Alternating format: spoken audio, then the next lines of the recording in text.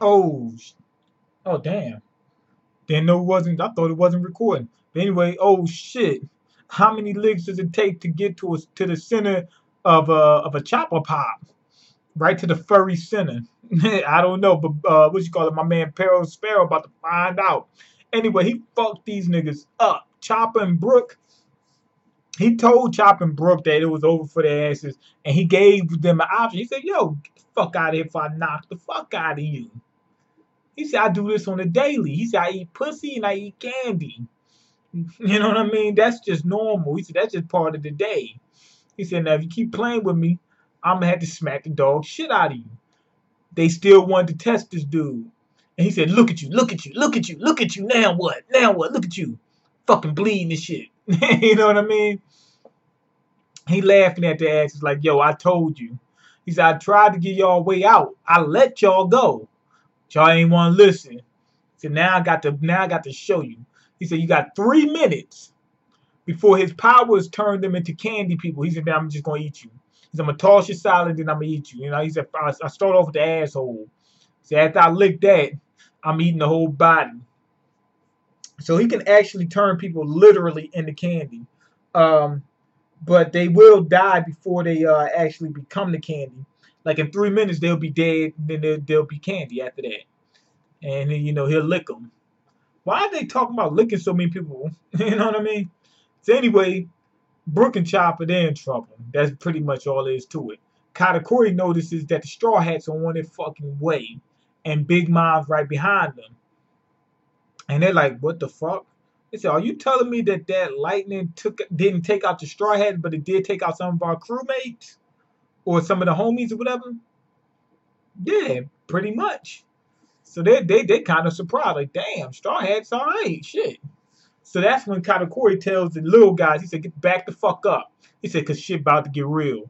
He let that damn cockroach hockey go, and motherfuckers started dropping. Some of his own people, they started dropping. Like the little soldiers, they couldn't take it. Toy soldiers, they can't take it. But Sparrow can. Sparrow, he bout that life. He bout it.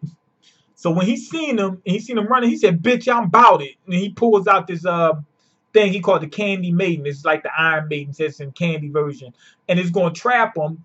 And it's got like spikes and shit like that. So it's gonna basically it's gonna fuck him up, basically. You know what I mean? So everybody trying to figure out a way to get to the ship.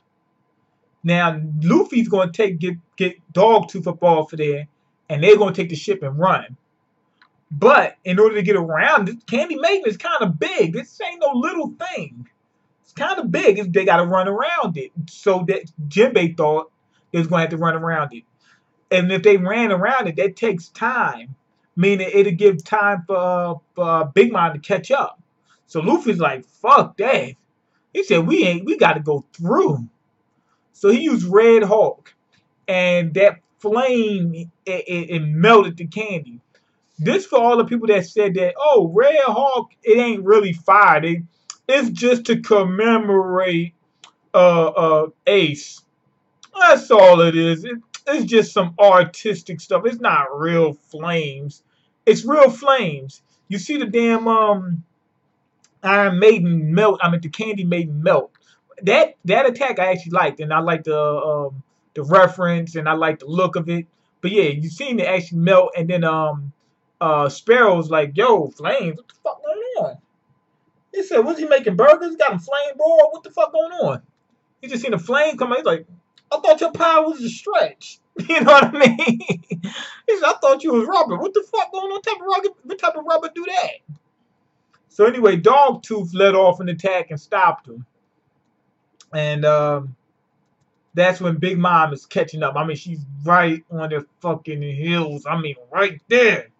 Jinbei's like, "Yo, the bitch behind us, the other dudes in front of us, Big Mom is gonna eat our asses, or what you call them is gonna eat us from the front. We either getting our back eaten out or the front eaten out. We gotta pick one."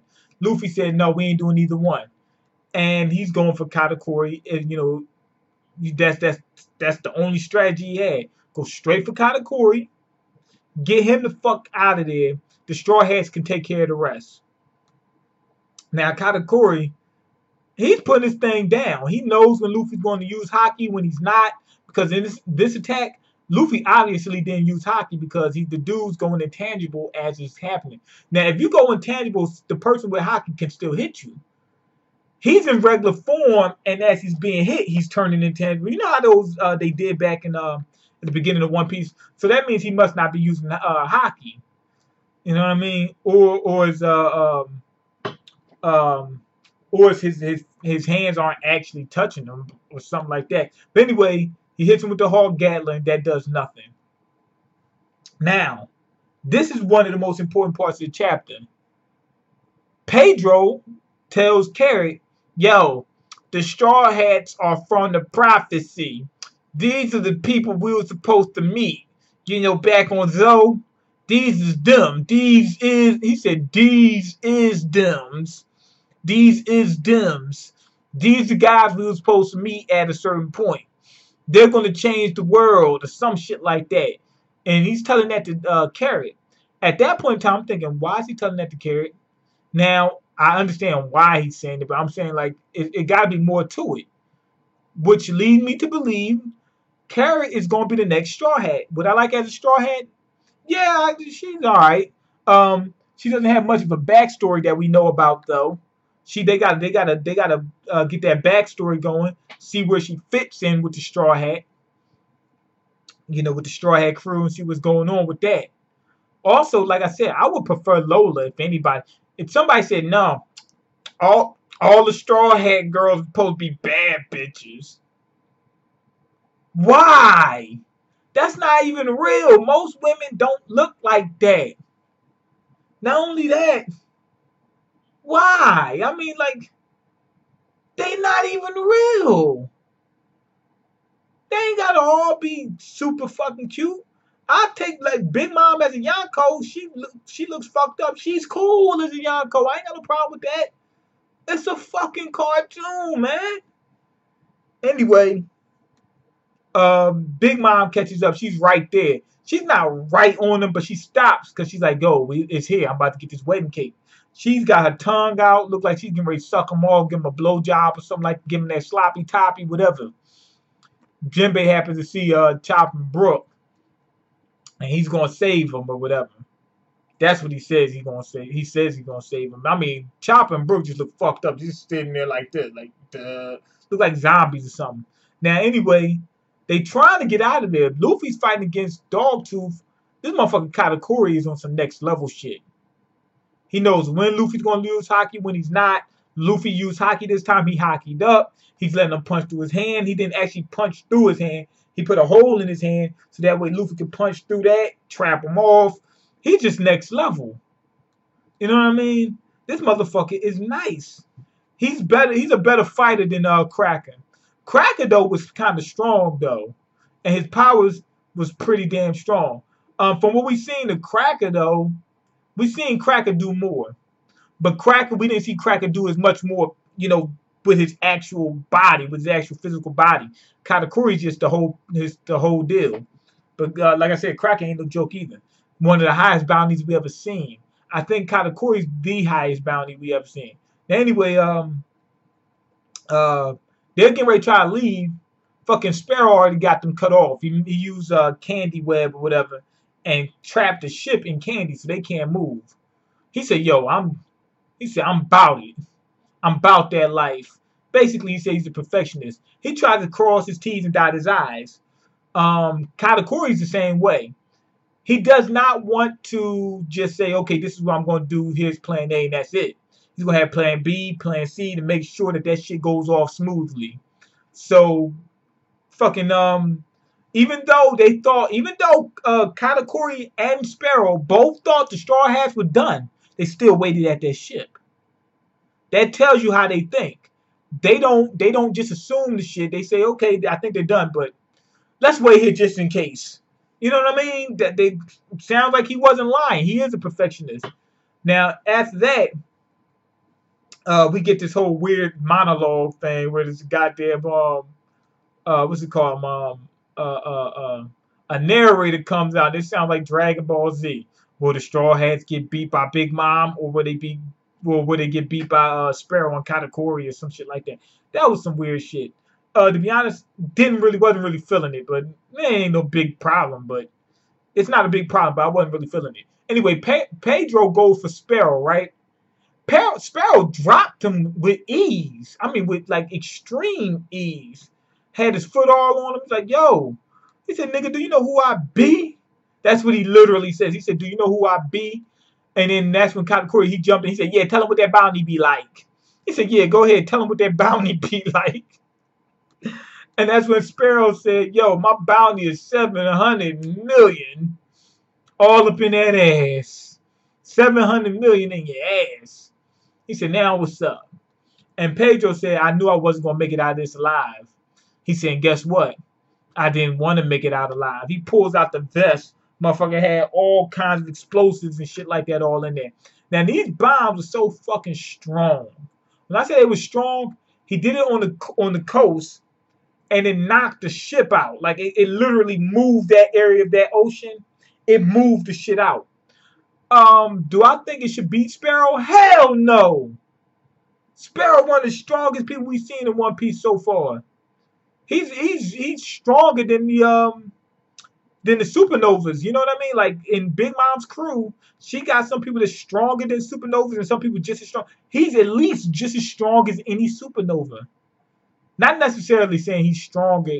Not necessarily saying I'm saying he's around the strength of any of the supernovas, maybe even stronger than some of them. Not necessarily saying he's stronger than all of them. Hell no, I think Luffy would beat Sparrow. But the point is, he's on that level. So that's how that tells you that the Yonko, they ain't no joke. They got fucking members of the lower ranked members can fuck up some of those high ranked pirates like the supernovas. But yeah, I don't think this should take him out. If it takes him out, I'd be fucked up. Now it should take out Pedro. Pedro did it. He blew himself up. He wanted to do it. And on top of that, he gave Carrot the send-off. He gave her that whole story about, oh, they're the people from the prophecy and stuff like that. I think that was his send-off. On top of that, his life was getting, he was down to the last bit of his life anyway. He didn't have much long to live anyway. On top of that, a lot of people don't die in One Piece anyway. So this is a good thing. To me, it's like, okay, we got some type of danger. Some people can get knocked off. But Sparrow get knocked off, he could have made a damn candy shield or something. As soon as you seen that dude go, candy shield up. You know what I mean? Or at least enough of a candy shield or something. You know, have a mirror on him. I don't know. But Sparrow is a decent fighter. He's a pretty good fighter. He's a strong fighter. He should be able to make it out of this one, I think. If it kills him, I wouldn't say that I would say that'd be a bad thing. If it knocks him out and that releases Chopper and Brook, I can work with that. Cause we seen what's my man name? One of the fighters, somebody who's a flying dude, take a goddamn a bomb way bigger than that. I don't know if it was just pop, but it was way bigger than that. He took that shit point blank and still survived. That shit was fucked up. That ain't make no damn sense. So Sparrow should survive this. But anyway, go ahead and leave your comments, like the video, and subscribe because I can't eat. I'm broke, nigga. I'm broke. And you got the power to change that. I kind of like this chapter. I think it was pretty good. It wasn't just them running through the forest. We actually got the paces picked up because it was kind of slow the last couple chapters. And like I said, the reveal with the reveal with Pedro. I mean, not Pedro. With what I think is a reveal with what you call him? What's my man? With my man with Carrot. I think Carrot's gonna be part of the Straw Hat. That was kind of nice. The whole Pedro actually sacrificing himself. That's a good change of pace instead of everybody surviving. You know what I'm saying? Like, and he says that was supposed to be his last voice. So if he says that, they better kill himself. They talk about it's a sacrifice for the future. The future of what? For Carrot being on that ship. Not only that, in the future of Zoe. But anyway, that's it.